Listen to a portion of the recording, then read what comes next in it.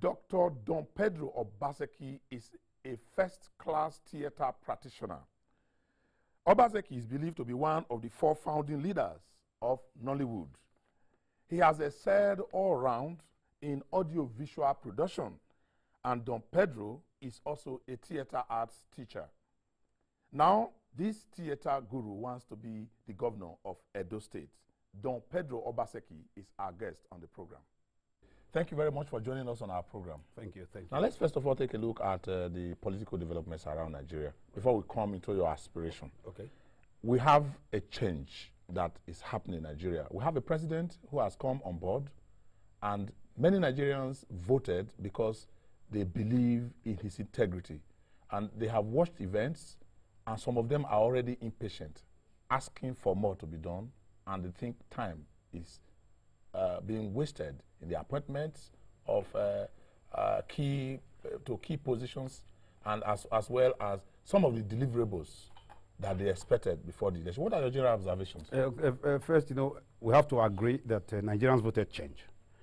And many are thinking that instead of change, they got just an exchange. But I think that we should be a little more patient with the government. It's a baby government. It's a government in nursery. And the only problem, I think, which is we have to also understand, is that one, something like this had never happened before.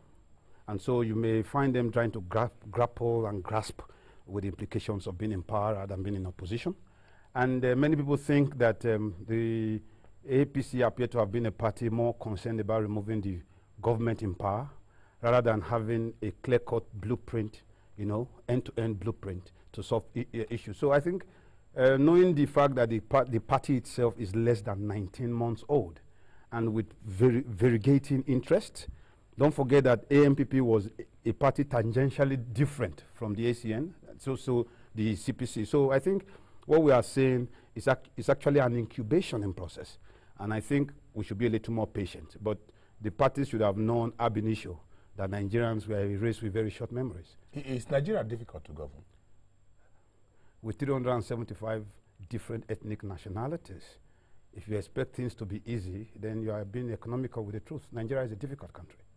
I mean, do we need to go to the moon? Do we need to go? Some persons are already agitating that we should see. Nigerians always agitate, yes. Because we have an opinion about everything. Everybody in this country has an opinion about everything. So, and as a result, it is managing the process that is much more important than facing the problem. If you're able to manage the process properly, I think that was one of the major failures of the Jonathan government, the inability to manage even their successes.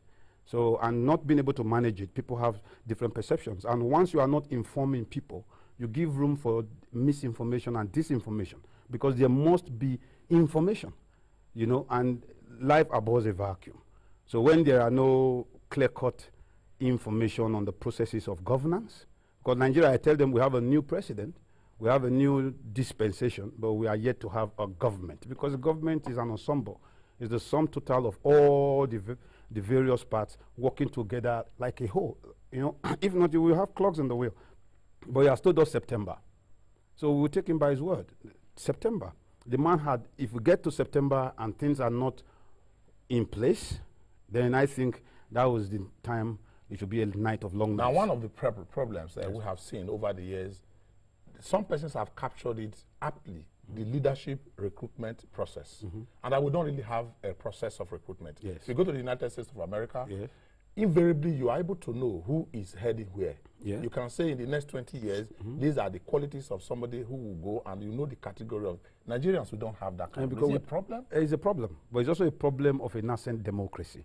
And I think 16 years is too short a period for us to catch up with the United States of America, who has been doing it for this is the 2nd century.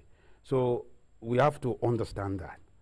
But unfortunately, social media, the mainstream media, everybody seems not to be tapping in on the need to inform people to be patient.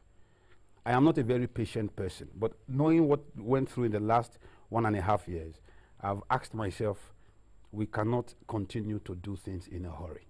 And Buhari has not been also too clement to the people. If I was the one, I would tell the people from day one at my broadcast speech, I'm going to take a serious time to look at serious issues so that people will not see it as a failure of governance, so that they will know it is a deliberately crafted process. So I'm going to look at everybody. I want to bring in technocrats. I want to interview them. It's not going to take 1 week, because if I'm setting up Dark Communications, for example, a behemoth with 30, 25 TV stations, I'm not going to rush to get all those who are going to man the affairs in 1 or 2 weeks. But I think, I said before, the problem was maybe they didn't even expect to really win. So there was no previous blueprint to say by 29th of May we'll be sworn in, by 15th of June we announce Minister A, we zone to this, we zone to this, we zone to this. The Constitution has told us there must be a minister from every state. So there are certain limitations that the government, the president, cannot just discard. But the problem is maybe even deeper than what you are postulating. President Muhammadu Buhari is looking for honest Nigerians. Yes. He has told us severally. Yes. And he has explained it copiously, yeah, that those who want to work with him must be men of integrity and people who are above board, who, when you look at them, you say, good, he's qualified. In fact, there's a joke around that there was a time he drew up a list. And when his aides saw the list, they said almost half of those who are on the list were dead. They were late.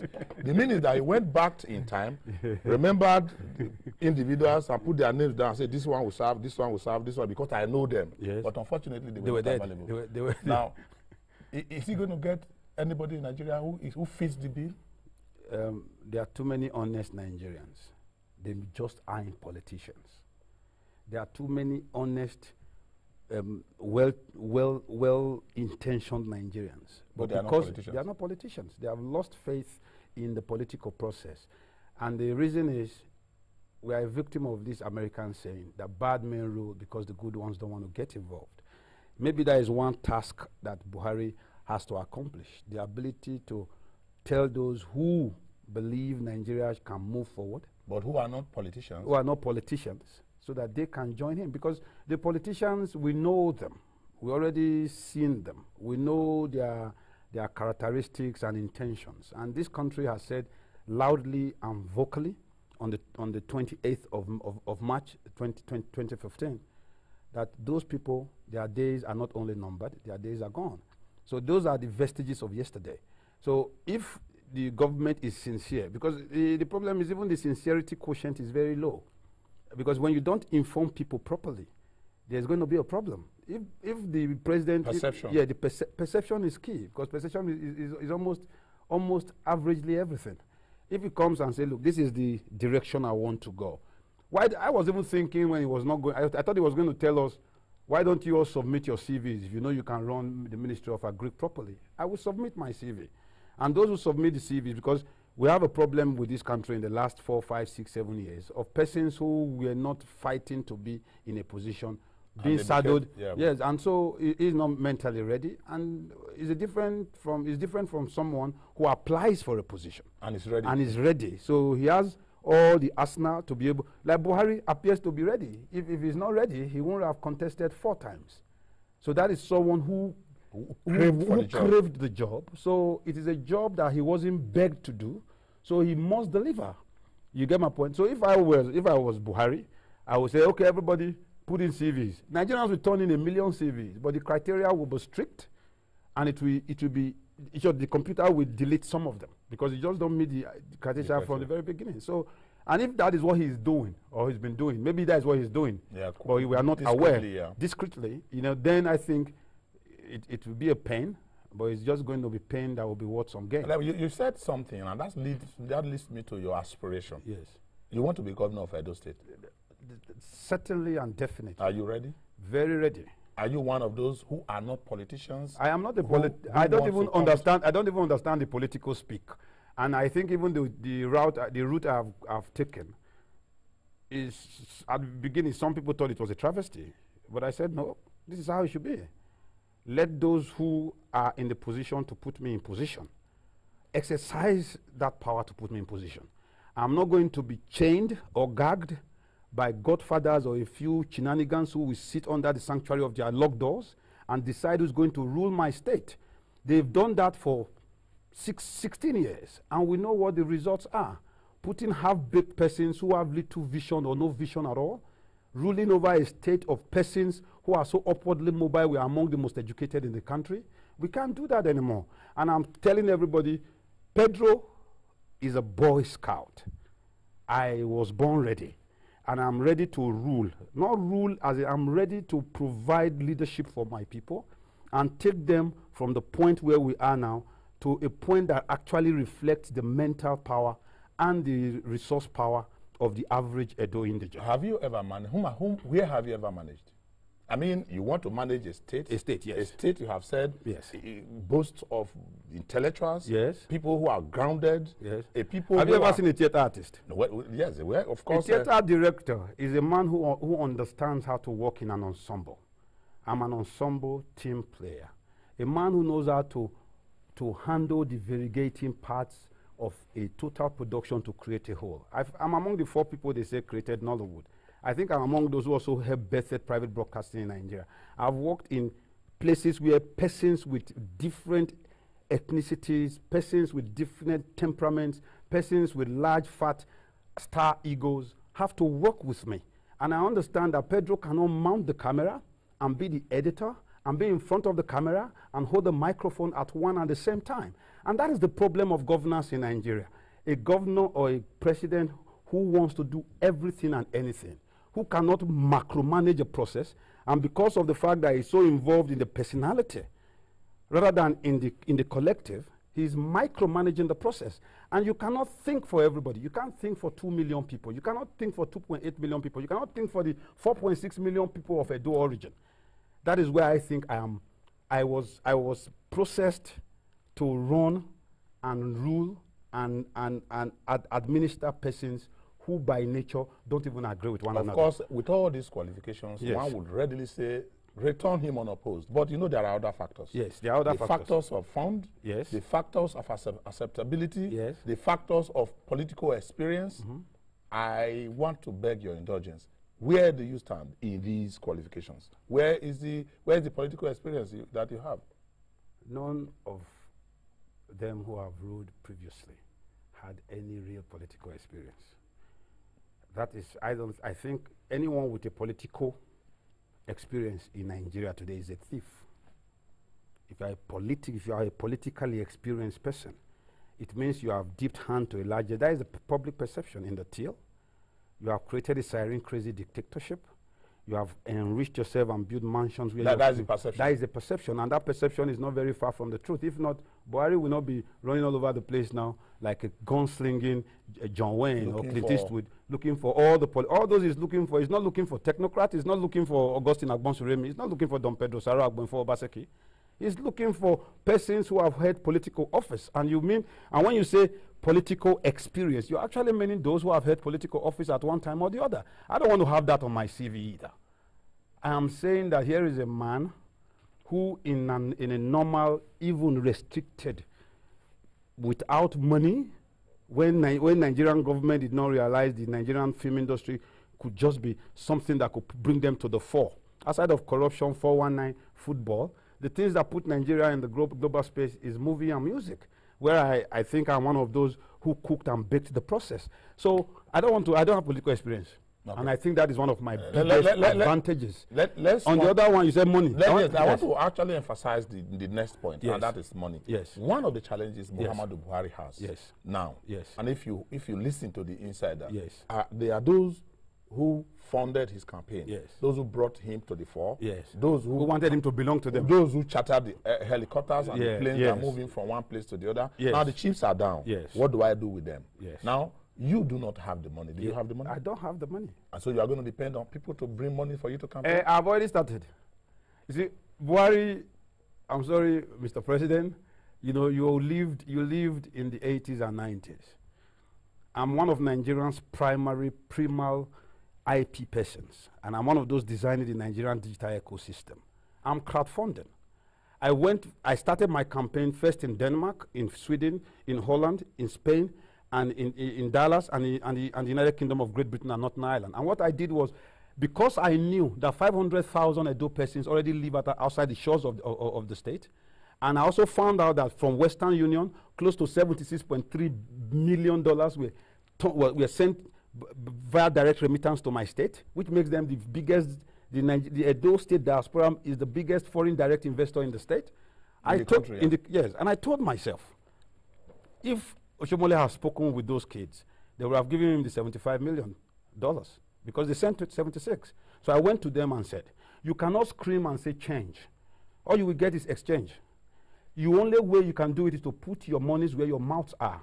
I want all of you to be my godfather, so that I will have no singular godfather. So I started a crowdfunding process where they are raising monies for me in hard currency across the world, because they believe that Pedro has a vision, and this vision has become our mission. So that's what I'm doing. You started raising funds from outside. I've started. I made it clear to those who were. I started actually on the 9th of August, and on Saturday last week, Saturday the 15th of August, to start by doing a town hall meeting in the United Kingdom. And I came up with an acronym, MOVE. Edo, it's time to move. M-O-V-E. Edo, it is the time to make our voices emerge. And if you want that voice to emerge from the dark abyss of yesterday, from the dark abyss of shackled politicians and shackled chain politics, you got to put your money. You know what? Those who are listening to you outside, you know what? They just look at you, intelligent, yes. Smart, yes. And they will say, not serious. They'll say, no, not that you are not serious. They will take you seriously, but they will say, this is not playing politics in Nigeria. Do you know what it takes to play politics in Nigeria? I mean, beside all these permutations you are talking about. These are no permutations. I will speak Bini. Suddenly you see a cow outside and you see the children, what they call the cow? Calf, yeah. The calf. Yeah. So they are all shocked by my style. And I think the fact that I understand that 76% of persons who live in my state are below the age of 40. And those below the age of 40, close to 85% of them walk about with smartphones. I'm talking to them in the space they understand and in the language they understand. And if I do that correctly, I'm coming up with short codes. Donate to my campaign. If you want me, because if he who pays... Has he worked for anybody? There must be one person. Has he ever worked for anybody? Will it work here? Because we must be realistic. Wait. The biggest behemoth of the Democratic Party since the turn of the century is the Clinton machine. But the young man, not vest. We cannot go speak pigeons for this thing. Now, in the last election, John Kerry was running against George Bush in the last term of George Bush, and a young man who was just barely running for Senate, who had no political experience, gave a speech that moved everybody. And after that, less than 2 years later, he was president of the United States of America. Now he had done something. One, he had no funding. He crowdfunded. He told them we can, and I can. And Barack Obama did it and worked on Facebook. Okay. And I'm doing that same way. Of course, of course, I'm from Edo State. You are where I'm from Edo State. You are from Ogwa. A place that is so maligned now that when you sit on a gold mine, agricultural gold mine. Now, when you walk around the communities in Edo State, I want to believe that it's not all of them that work with smartphone. Yes. I want to also believe that it's not all of them that have access even to the internet. Yes. It's not all of them that have access to even the television sets. Yes. Because you see the rural dwellers, those who have the voter card. Yes. They are not within the purview of your... We have calculated all this. That is the reason why I did not start my campaign in Benin or in Ogwa. I started my campaign in the homesteads of those who are the economic powers behind your brother or sister who lives in Ogwa. Because I realized that in every household in Edo State, I'm not saying in Benin City, I'm not saying in the major towns, in every household there is a Western Union person. There is that young man who supplies the needs of the community. And once you do that, you become, that young man is an opinion leader. And if he's the opinion leader, he's the one who will convince his mother. So I went to those guys. I came to the Agbonsuremis of this world. Those of them who I know, when they listen, they will rather give the future of their children to someone who has the passion and the vision than to give it to those who have stolen from those same children, who have actually enslaved the children in the process of paying back the humongous mountains of loans. I have a plan. I don't even have a plan to even develop the state alone. I have a plan to pay back the loans. I have a plan to turn the Edo man into the proudest man that he really was as at the turn of the century. I have a plan because I grew, lived, and walked the land. I have the plan, and I know that when I walked into some communities in the last 1 week, the reception is great. Luckily for me, Izesa, Izedo, Iyemobura, the 4 or 5 major tribes in the state. I speak all the languages. I am a product of all of them. So my kinsmen straddle the entire Edo value chain. And I think if my mother is from Edo North, which she is, and my father is from Edo South, which he is, and most of my friends are from the Edo Central, which you are, then it becomes easy for me to navigate the landscape. And I'm doing that deliberately. Okay, let's leave the factors now. Yes. Let us look at Edo State. Yes. What is the problem with Edo State? The lack of empowerment, the lack of development, and the lack of opportunities. The lack of an E, the lack of a D, and the lack of an O. The lack of Edo. So I'm going to empower the people. I'm going to develop the state. Are these not the same promises we have had? Are you sure? Yes, we have had. Can I ask you one simple question? Yes, go on. Can you point to one tangential cardinal program in any of the succeeding governments from 1999 to date? But I can tell you when it was UPN, there was a 4 cardinal program. So I knew it was going to be free healthcare. And it was free, thank you. So I'm coming with such too. Mine is very simple. It's simple, straight to the point. So it is not permutations based on specification, no. I am going to raise the brain power of now you have yes. successfully, as you did say, and yes. I verily believe you, you're mobilizing those from outside. Yes. How about the mobilization of the people at home? Yes, so last year, looking at the political landscape in the state, we decided to form the Edo People's Assembly. The Edo People's Assembly was thrown open to everybody, irrespective of your political, ethnic, or religious, or social, cultural learning. And today, we proudly say our foot soldiers are more than 18,750. So if we were a political party in the state, we have more members than even any political party in the state. So we'll be moving from Are they real members? I'm talking about card-carrying members. I'm not talking about Facebook people. Edo People's Assembly. Edo People's Assembly. Go to your locality. Say, oh, Edo People's Assembly, they will shout, EPA, Edo People's Assembly. We are with you. That is what I have been doing in the last 1.5 years.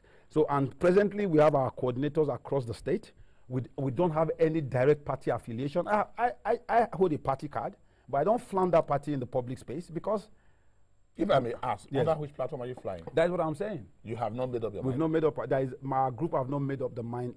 Made up our minds on which platform we will run. But sincerely speaking, I'm an APC card carrying member of the APC. Yes. You are most likely to seek the members' mandate to run on the platform of the APC. Definitely, if they are willing to play clean and fair. And from the calculations I have, I told you, of course, we are from Edo State. Yes. The PDP has zoned the governorship to Edo South, yes. where you come from. Right. The APC has also zoned to Edo South, where you come from. Right. And we have now a cacophony, we have a rush at the gates. Mm-hmm. A lot of people moving in. Yes. Even from outside Edo South, yes. people are moving from Edo Central to say we can still go on. Yes. How are you going to compete with this? Not everybody where they say our father, now they go heaven. Okay. For there to be a choice, for there to be choice to be made, you must choose from many. So it is left for the people of Edo State and, unquote, the leaders to begin to look at who best fits the bill in the 21st century to move us from where we are now to a greater pedestal. And that is where it is. And I've come to give my people something that is missing, hope. Because a great leader should be a dealer in hope. And I'm going to give that. I have structured policies for agric deliberately. I have that you cannot fault, even you. I have structured policy for health, which I call EHI. EHI is in Edo language, whether you are Esan or Bini, is life. It's my structured Edo policy, Edo Health Initiative. I have EHI's Edo Health Insurance Scheme. I have a deliberate transport scheme, which we call Edo Rural Transport Initiative. I have the Agricultural Resuscitation Scheme. I have the SDI, the Edo State Diaspora Investment Initiative. And these are things I think, if put together, we'll be able to turn around the fortunes of the state. And because we have a state of smart people. They used to say we were 419. What is 419? The ability of very smart kids to use their intelligence on negatively because they were harnessed positively. So why don't I harness that high-packed brain power to move us from point A to point B? Why am I screaming of a state that is poor? Why should my state be poor when my state, God created it and put it in the center of the equatorial rainforest? People are hungry in Africa because rains don't fall. Problem in Benin is rain too fall. You get my point? People, 8, 9, 10 countries in the Caribbean are called banana republics. And yet Benin, Esan are the only places on earth where plantain grows like a weed, unplanted. Why did the white man come to Nigeria? They came because of the oil rivers. They didn't come because of the crude oil that was accidental in 1957. They came even in 1550. They came in 1720 because when they declared the protectorate of the colony of Lagos in 1861 and the protectorate of the oil rivers in 1863, it was because of the palm oil. Benin Bible says, may your life be blessed like Judy, because the palm tree, because absolutely nothing is wasted. Life is sustained on understanding the palm tree.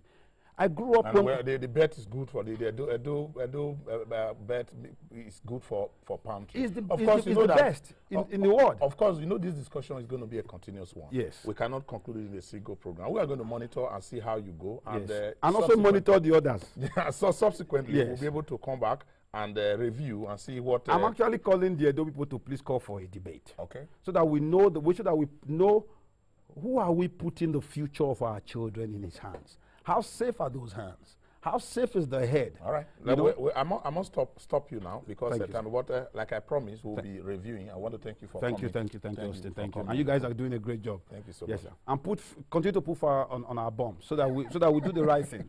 Thank you so much. I'm waiting.